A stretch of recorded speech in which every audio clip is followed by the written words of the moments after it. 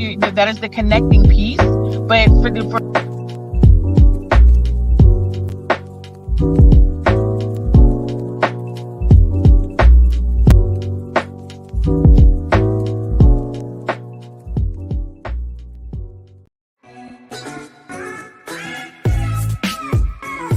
But I've seen you post about that a lot, though, about, like, what were you doing before all this came about? Like, everybody is scheming.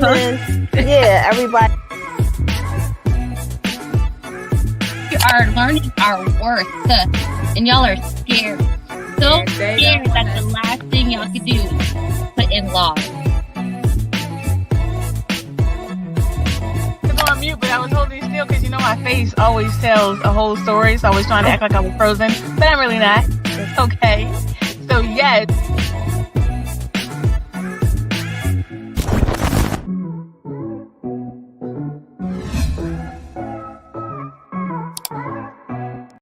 It's been months, and I haven't been gaining anything from my business.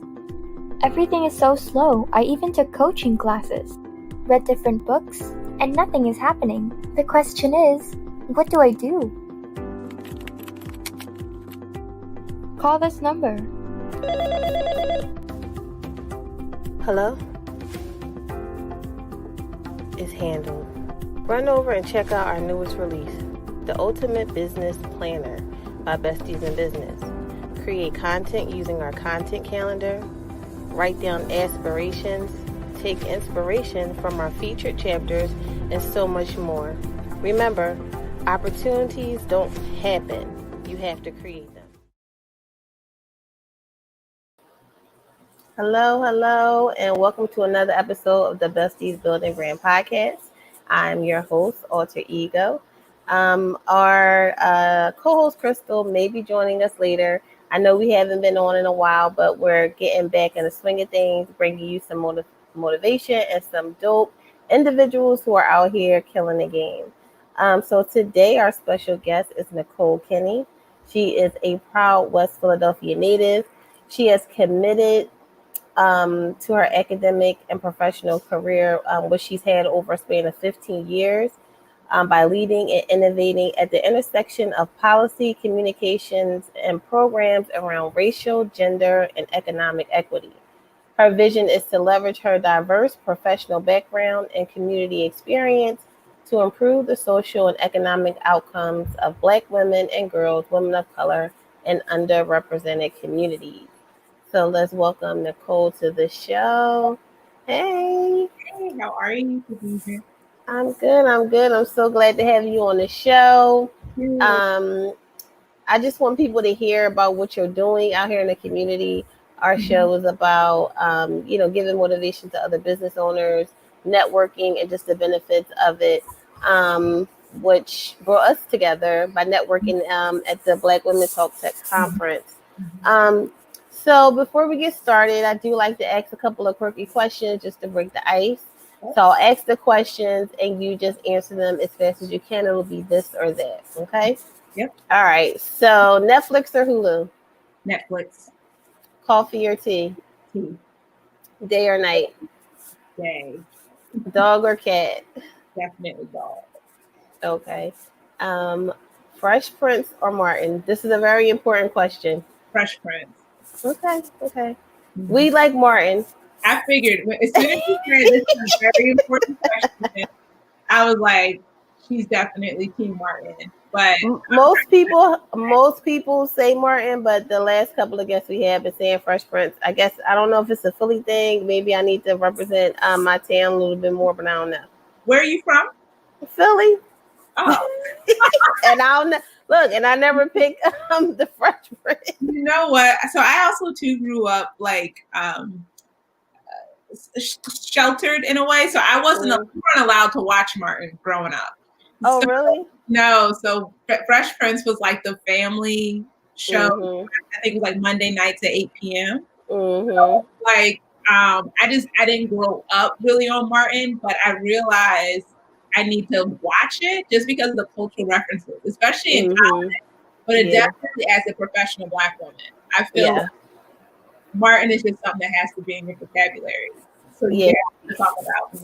You definitely need to binge watch it so you can laugh. Yeah. Yeah.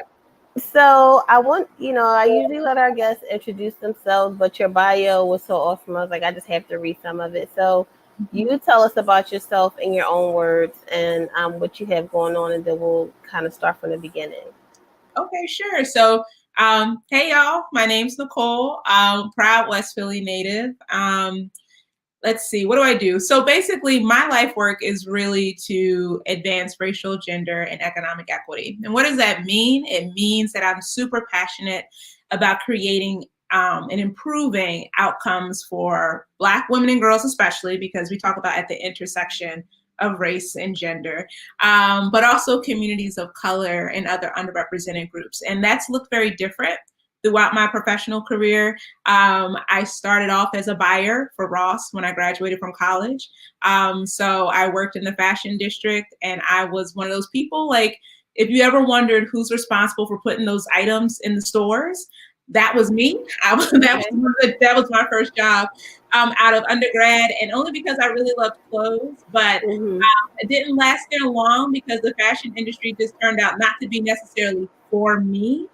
But it really did expose me to just the way Black folks are perceived in the fashion community, and particularly like the lack of diversity that's in the fashion community. There's also a lot of great things that I learned while there. But after that, I worked in Philly at a nonprofit that was really about branding Philly as a place to live, work, and play. At this time, people might know Philly as a fun place, but back in 2006, it was not. Folks were not hyped to be here. They wanted to be in New York or in DC. So Philly really was doing a lot of work to kind of brand Philly as a fun place. So I was in charge of doing a lot of like community events, particularly for young professionals. So that's what really got me into creating programs and things like that.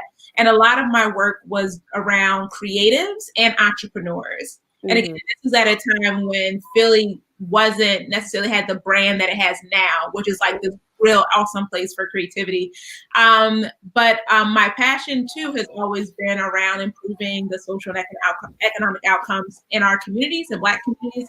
So I went on to get my master's degree from Hopkins in Baltimore, and then worked with the NAACP for about 5 years. So started as an intern in grad school, rose the ranks. There, my background was really in economic policy. So really learning about the different barriers and opportunities for Black folks when it comes to creating generational wealth. And all the limitations to that. And then I grew on my work doing more communications work. So really talking about the issues that impact Black and Brown communities, and with the NAACP doing that on a national and international scale. And then I came back home in 2016. Social justice work is in my blood, but I needed a break. So I came home back to Philly. And there I really decided the really cool thing about working in the Black communities is that you're able to see even more of the nuances and different challenges that we all face. And that's where I really began to see that Black women and Black girls face some really unique needs that oftentimes are not amplified, or they may be at the margins.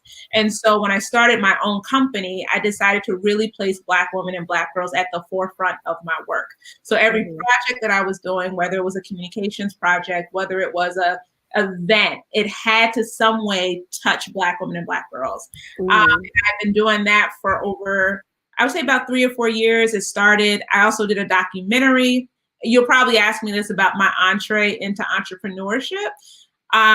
What happened was when I came home, and I was a very typical stressed out millennial, trying to figure out which way was up, rising the career ladder, but, just trying to find some sort of balance. And what I did is I created this documentary about my just own lived experience, trying to figure this out with the community of my aunties, or also what I call women in my community who give me wisdom and advice. And with that documentary, which was just a project, it was just a class that I took at a place called Scribe. The company started to hire me to show my documentary. So that's how I became an entrepreneur. It was not on purpose. I was people I had no problem collecting the paycheck. I was but I've always been very sensitive and responsive to the needs of my community. And as a creator and an innovator, always looking for new opportunities to connect. So when let's talk about, hey, Auntie, for a minute. So basically everything that you're saying seems like it just puts you in position for that program. So let's talk about that, because you won something, you did something cool with that. So let's hear about, that accomplishment. Yeah, so Hey Auntie is like my latest iteration of my work. So it is a wellness platform to connect intergenerational Black women around mentorship, professional and life development, and community. And it was the grand prize winner of the Well City Challenge, which was a challenge that was kicked off at the end of last year. And had lasted for about over 7 months. So over 100 ideas were submitted. And the challenge was really a call for innovative solutions to address millennial health. And what I saw, because of the work and because of my focus, is that Black women are overburdened and under-resourced. And so I wanted to think about what ways can I combine all of the information I have been gaining over my career and over my personal life, and making that accessible to more Black women, including especially Black millennial women.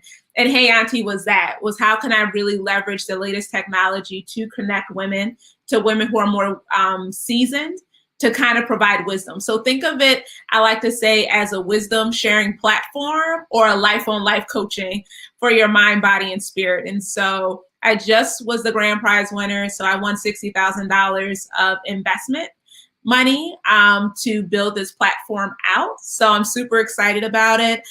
Looking forward to launching the official platform in the spring of 2022. And over the next several months, I'm trying to figure out where we're at. The next several months, we'll start to kind of roll out more just content and conversations intergenerationally around topics that are really important to Black women, with the goal of improving our health outcomes. So you said that, aunties are like the women in your life that gave you wisdom. How was it for you growing up? You grew up in West Philly. Did you have a lot of women around you to support you? Or, is it something that you lack, which is like why you decided to put together a program to, bridge that gap? No, so it was something I had growing up, and it's really interesting, but I've also know what it's like not to have it. So what I mean by that is I'm from West Philly, but I moved to New Jersey in 6th grade. So from 6th to 11th grade, I was in Southern New Jersey, and we were one of the few Black families in my neighborhood. And I had a lot of Black girls and Black professional women had a very traumatic experience, for lack of a better word, being in an environment where people are not investing in you or they're not speaking life into you, whether it's just adults, but also even in your peer group. It was very hard for me to find just other girls, Black girls, but just other girls like me who had similar life goals. The unique thing is when I moved back to Philadelphia, I enrolled in a high school called Hallahan High School for Girls. It was the first time I was in a community with girls like me, who are Black girls, brown girls, white girls, Asian girls, just all girls who were just super supportive. And also, too, it created more opportunity for me to be around more women, older women as well, who were really invested in me. So I personally have really benefited from having aunties in my life and having strong sisterhood. And especially too, I come from sisters. I'm the oldest of 4, and they're my best friends as well. So I've always grown up in communities of women, being supported by women and being supportive of women. And I give that a lot of credit, God first, but then that a lot of credit for my success. And so when I'm talking to other women, a lot of times they will comment that they have trouble finding that type of community, or I've heard some women say I might be their first friend, things like that, and for me, that's always a bit shocking because that's my normal, is to roll with tribes. So thinking about, okay, how can I create a platform and a system to connect more women to a celebratory sisterhood that you can grow and thrive with, in addition to how can we create opportunities for mentorship, not just career, because I also hear from a lot of women, they need a lot of life mentorship, and it be a very safe and supportive space. So it's something I had, and it's something I want to amplify and make available to more women. Are you facing any challenges trying to launch this platform and this program, or has everybody been receptive to your mission and your vision?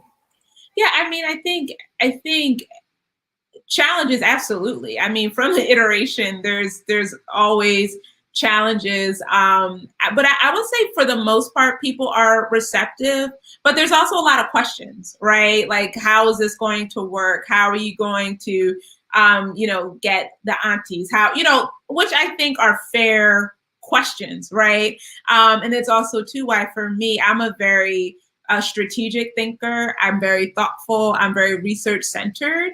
So these are questions that I just spend a lot of time thinking about, as well as talking to other people about. So what are the barriers?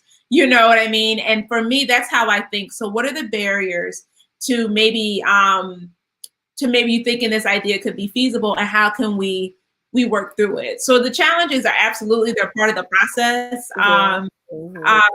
But I would say, especially my life, and I was reflecting on this today, I grow in the challenges. It's not fun. It's not fun at all. I'll be honest, I was crying this morning. It's not fun. But when I think back over my life, I wouldn't be where I am without the challenges. So it's one of those things, that those tensions that I'm just learning to live with.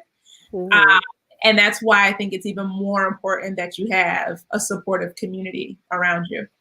So I know you have the aunties around you, but did you have like an official mentor or someone, like when you decided, hey, I want to put this program together, I want to, bridge that gap, I want to, do this, for real and make it a business? Did you have a mentor, or was it just based off of you, your research, and what you have been doing already? I did have a mentor. So, and I will say this is what was super helpful in a couple of ways. Officially, the type of mentorship that I needed. So one of the things that I did when I was working on Hey Auntie, and it's still very much in the new stage, is I built an advisory committee, right? I'm a woman of faith, so I believe that safety comes in a multitude of counsel. So I don't move without advisory people. I just don't. I'm very clear that I cannot see 360. I'm very clear that I don't know everything. And so the first thing that I always do is to reach out and see, okay, who else can I get to help me? Now, I will say that's something I've had to grow into, especially as an entrepreneur, because I think when you start as an entrepreneur, you think it's just you. But when it comes to growing, and I remember hearing entrepreneurs say this, if you're not involving more people, you can't grow. It's impossible, because you're only one person. You can only do 24 hours of work. That's assuming you're working 24 hours, which you're hopefully not.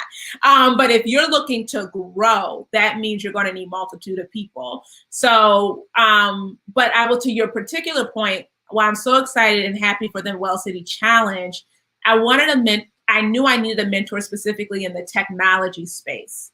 And that is what they gave me in the very first round in the incubator. And that particular mentor, his name is Hayward West, and he's from Deloitte. He was, offered to stay with me throughout the entire process. So I had these informal mentors, and then being in community with the Well City Challenge, they have been connecting me with other people who have served as mentors. And then there's other people in my life who I know who are experts, whether it's in women's health, behavioral health. I reached out to a woman I went to college with who supported me in UX design. So the short answer is I would say yes. I've been blessed to have mentors, and I just recognize that I can't move without that wise counsel. Okay, so a lot of our the members of our group, they're entrepreneurs. They have projects that they want to do, things that they want to get up off the ground. Do you have any productivity hacks? Or I know sometimes they have problems with being consistent. Do you have any tips or tricks for them to get their business off the ground, be consistent, and find things like the contests and things to generate income and funds for their business?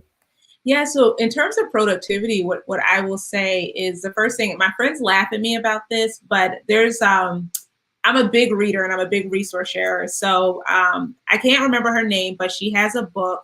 I think her name is Valerie Burton, and she has a time budget. And one of the first things that I would suggest that every entrepreneur does is a time budget. And you need to know exactly where all your time is going. And I say that because before I started doing a time budget, I became very tight with my financial budget. And what I recognize is that whoever you are personally is who you are professionally. So if you have a hard time budgeting in your personal life, you're going to have a hard time because you're the same person. You just showing up in a different capacity. And so I really became really good managing my financial budget. So then I took it to my time budget. So if you actually do a time budget, like for me, when I do a time budget, I really only have like 3 hours of free time in a day, for real, for real. And so once I know how much free time I have in a day, then you become really more discriminatory about how you spend it. So for instance, you asked me, do I watch Hulu and Netflix? During the week, I don't watch anything because that is an hour that I could be spending on something else. So for instance, I know any kind of like fun content, that's for the weekend. Another thing we were talking about, I'm trying to get back up at 5 a.m. When I'm reading about successful people, everyone says life starts at 5. If you're waking up around 7 or 8, there's already the hustle and bustle. And it's very hard for you to kind of even think because you're probably working on other things at that point. So being up at 5 a.m., I think is super amazing because the whole world is sleep. And I learned this in grad school. And I also feel like the time is longer. So you actually get a lot more time to get things done when you wake up early. And the last thing I would say in terms of productivity, and people who know me know, I am very selfish when it comes to my sleep. So I have to have 8 hours of sleep every night. So folks know, do not text me or call me after 9 p.m. and before 9 a.m. That is how I protect my space. And that's what helps me be productive. And the last thing I would say is exercise is critical for me. Because, I had a colleague who always said your health is your wealth. So the first thing I do is pray. The second thing I do is work out to make sure that I'm investing in myself so that I can be performing at my optimal level throughout the rest of the day. So those are some of the hacks that I'm implementing. Can always do better. But that sounds like a good start. I know I hear that too, that you need to get up at 5 a.m. because getting up at 8, 9 o'clock, you're already behind the 8 ball. People are already getting stuff done, making calls and so on and so forth. So like I said, I want to try to get back on track, but these little ones drive me nuts. It's hard. Issa Rae, I don't think I can do this. Well, I'm not gonna say can't because Michelle Obama was up at 4 too. But Issa says she's up at 4. And I can understand that because it's just like there's just so much you can get done between 4 and 7 a.m. Like, and the world is quiet. It's not, you can concentrate, you can focus. Mm-hmm. So I was going to ask you so I know you won the money from that contest, but let's say you won $10 million tomorrow. What would you do with it? What would you spend it on? Are you saying Nicole won $10 million professionally or Nicole just won $10 million? You just won $10 million. Oh, wow. If I went, that's a wonderful question. Well, the first thing I would do is tithe. So I would give it back, to my church. The next thing I would do is definitely save. Make sure all my debts are paid off. That's the second thing I would do. Hashtag student loan debt, because that's really the debt I'm talking about. The next thing I would do is definitely save. And then after that, I would probably make sure that Hey Auntie is where I want it to be, because it is a project that is going to require upwards of probably $500,000 at least to get it to where I want it to be. Of course, then I would give money to my family and to my friends. I'm super philanthropic, so I would also probably make donations to other, I try to be like, what's her name? The woman from Amazon, Mackenzie, who's just out here giving everybody billions. I would probably, be given. But that's what I would do. I will say one of the things that I have learned is how to do more with less. Mm-hmm. And so and then I would travel, but I'm realizing I don't need a lot. So I would just use what I need in order for the projects that I have, that I feel like I've been entrusted to work on, that they are in a good place, that they're flourishing, and that, the people that I care about are taken care of. And then I would travel, and I would probably make a lot of donations. Well, I know Hey Auntie is what you're working on now. But what are you doing besides that? Like, what does your business consist of? And what's life beyond Hey Auntie? Like, what's the next 5 to 10 years look like for Nicole and your business? Yeah, it's a great question. So Hey Auntie is its own separate venture. So you have my company, it starts with me, and we're a social impact consultancy. And so my work really focuses on communications, doing now more diversity, inclusion, and equity assessments and trainings, and then also doing events and programming, and really doing that work to advance equity in one of those ways that we talked about. So racially, gender, or economic. I'm glad you asked me what would life look like for Nicole over the next couple of years, because that's something I've really been envisioning about. Something I'm really excited about right now is I've been working more with real estate developers around racial and economic equity.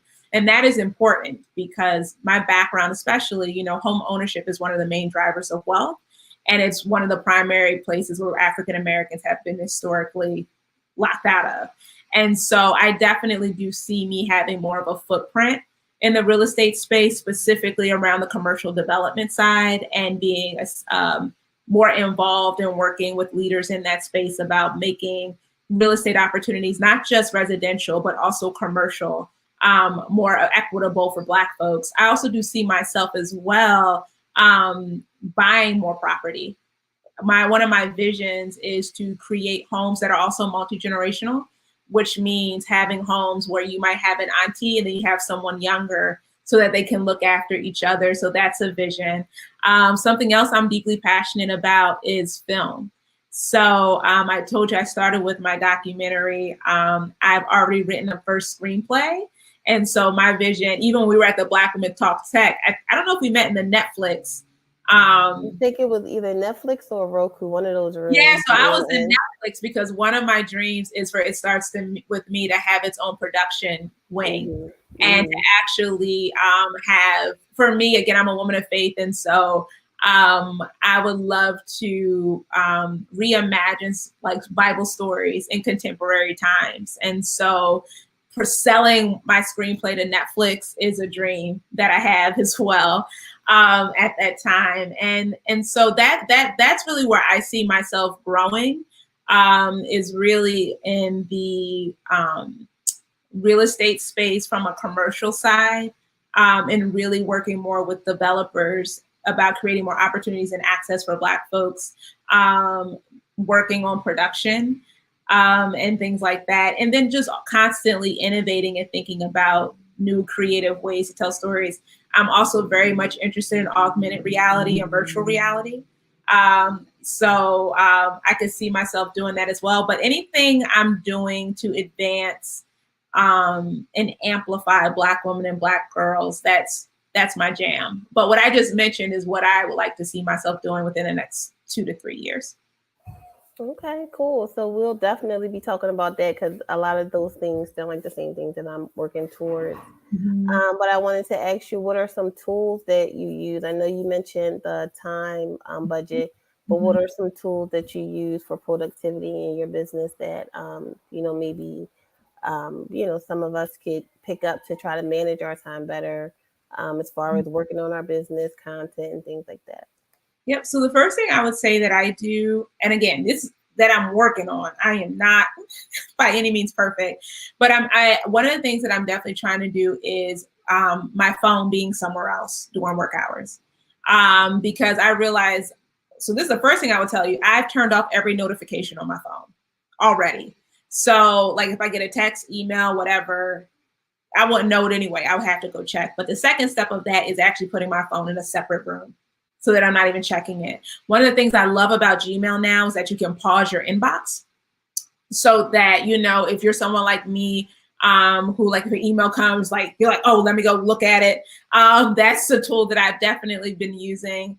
Also, another tool that I will say, there's a book called Emotionally Healthy Leader that I highly recommend to entrepreneurs. And he talks about creating something called the rule of life. And the rule of life is another word for a trellis. A trellis is a thing that plants grow on so that they can grow up, right? And the rule of life is separated into 4 quadrants, and it can be whatever you want. But the quadrants that he has that I use are rest, work, relationships, and prayer. And the idea is that you put, so now it's 25% in each quadrant. Typically we think work is like 100%, but it's 25%. And the rule of life is that you put the different things in there that you need to be balanced in each area. And that, I will say, is probably the most, the tool that I use the most frequently when it comes to productivity, is not just, am I getting the work done, but then I'm going to look at rest. For instance, for me, I take the Sabbath every Sunday. What does that mean? No work. Everyone knows no work and don't call me. Like, I am completely unplugged because I need to rest and spend time with God. But also, what does rest mean? Rest means I have to be exercising at least 5 times a week. Or relationships. Have I checked in with a family member? Have I checked in with a friend? So that's something else. The book, I highly recommend, Emotionally Healthy Leader, because what it really talks about is that, I realize a lot of people make it seem as if, especially even being a startup founder, like you have to be a victim to this culture. Like I refuse to accept that I can't have control, or things can't be more balanced for me. That you just have to be working all over the place, working all day, all night, no sleep. No, I refuse. And I'm just like, and I know where that takes you. I did that all the way up to my mid-30s. So I know that. I always tell my friends, at some point you're going to realize there's no pot at the end of that rainbow. So it's like, once you get to the end of the rainbow, you see no pot. Like, you really do have an aha moment. So I'm really trying to be more intentional and thoughtful about integrating rest throughout my day, and doing less, because I think there's an obsession with busyness. Busyness does not mean productivity. It certainly doesn't mean impact. And for me, having a real long view on what I want to do, not just, and I would say that's the biggest thing I heard from Hey Auntie is, yes, Black women are concerned about their careers, but not just their careers. Their careers are not the only indicator that they're thriving emotionally. And I think because of just the culture and, frankly, racism and sexism, so much of our value is tethered to career because we always feel like we have to produce. But what I have found is that she's just as concerned about her family. She's just as concerned about her philanthropic endeavors. She's just as concerned about fulfilling the call, that God has over her life, if that's what she believes in. And so I'm hearing that as well. I'm hearing, yes, my career is important, but I don't want it to be the center of my universe. And I mentioned that on the show before, that most Black women, they usually don't get praised or recognized unless they're doing something for somebody else. Just for being you, it's no big deal. Nobody cares. You have to be doing something epic or making a little bit of noise for people to care.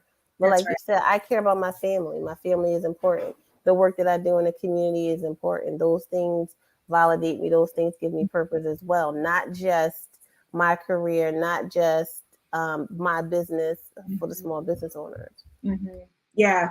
And I honestly, there's a whole lot of racism and sexism tethered to that too, right? Like, let's be clear, like, you're not slick, and I think that's the thing for me calling out. I always remember, I will share this. I'll never forget, a friend of mine had said to me, and it was like a really casual convo, but it hit me to a core. And she was talking about this guy she was talking to.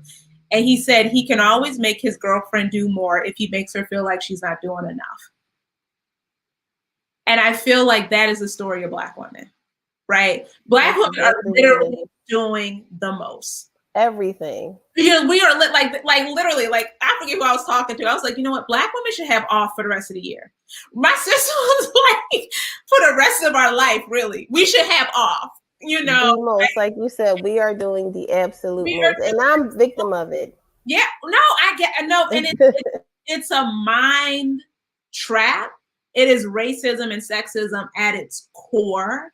If I push a little deeper, a lot of it has to do with identity and how Black women have been trained to see themselves, right? And so it's difficult to kind of detangle yourself from that, because that's all you've known. You become very, like for me, you become very addicted to extrinsic validation and praise, right? You become very addicted to titles. So for me, when I left my position, which was a well visible position, and I'm here with all these hoo-hoo people, and now I got to introduce myself and I have no title. That was horrible.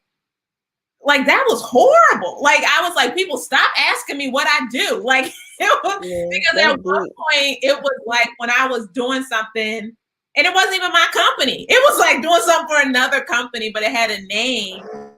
You know, I had all this value, but you take that away from me and it's like, I'm nobody. And that's something I really had to sit with and unpack. But I think a lot of more Black women too are having that wake up call. You know what I mean? But I think too, that's why we can't just tell Black women like, don't care about this stuff, because that's how we've been raised. And there's layers to that. You know what I mean? But at least we're talking about it. So I think that's important to keep talking about it. That's why I did this show. You know, because the more you talk about it, the more visibility it gets, the more people will hear. Some people probably have never even heard that coming from Black women saying, hey, like, my validation lies in things other than being a mom, for example. Like, some people, that's all they do, and they have to do. If they're not a mom, they don't know what to do when their kids move out and go to college. So thank you so much for this conversation. It was so good having you on the show. So if you want to catch up with her, get in touch with Nicole. Her website is itstartswithmeloc.com. Her email address is iswm@Nicole E Kenney with 2 N's.com. I'll make sure everybody has her information after the show. Thank you all for tuning in, and have a good evening. Thank you, Khadijah.